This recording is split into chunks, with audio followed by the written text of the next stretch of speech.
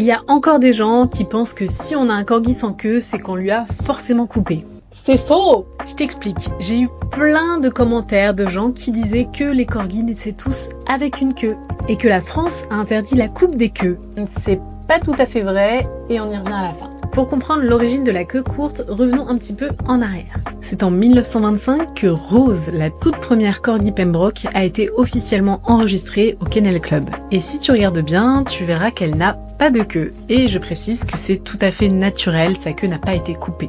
D'ailleurs, à l'époque, la majorité des corgis Pembroke n'avaient pas de queue et on s'est rendu compte qu'ils avaient un gène en commun, le gène Bobtail.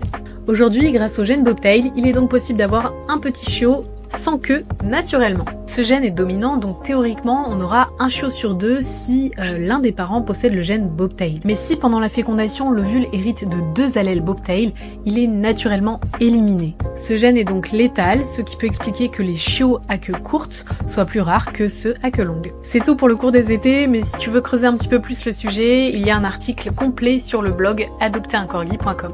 Et maintenant, concernant la législation, si tu penses que c'est interdit en France de couper les queues des chiens, eh bien, tu vas sûrement être surpris, mais c'est toujours autorisé. Et je t'explique tout ça dans un prochain post.